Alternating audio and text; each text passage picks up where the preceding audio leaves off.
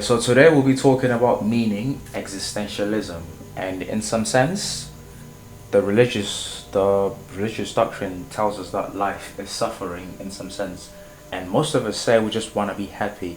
But I think happiness is some sort of a trivial form of a positive emotion, because the form of happiness that we're talking about, I think it relates more with enthusiasm, and enthusiasm comes from a Greek word, enthusiasmos, if I'm correct, which means entheos.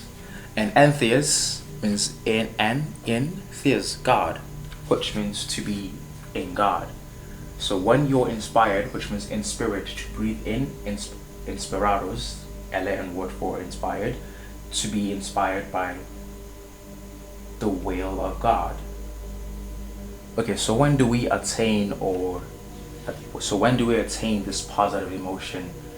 We get this positive emotion when we get towards a certain goal. Not when we get a goal, but when we get signs that we're getting closer to the goal.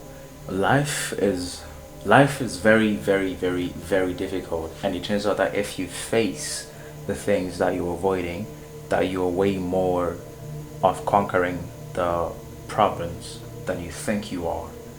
We are designed to work towards a certain goal.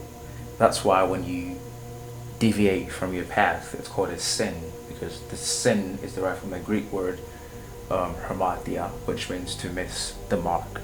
We are goal-orientated species, that we work better when we work or exist towards a certain goal or towards achieving something. That's why, as a human being, we get a bit more enthusiastic, we get happy when we are moving towards a certain goal. Not when we achieve it, but when we are moving towards a certain goal.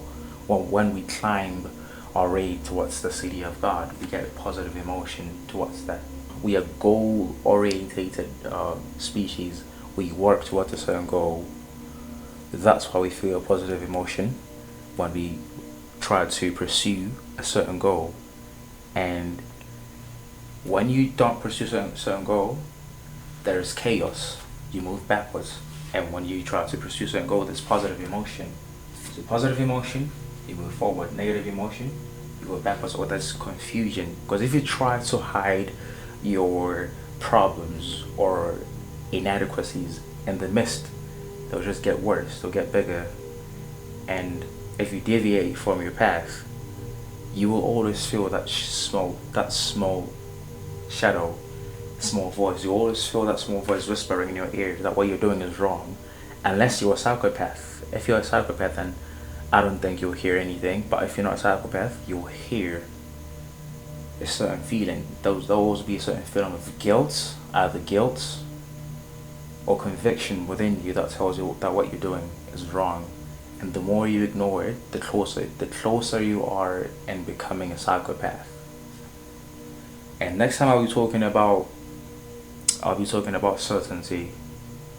I'll be talking about faith and doubt and cynicism of why do you believe in God, and also why do you not believe in God, and why do I not believe in God, or why do I believe in God?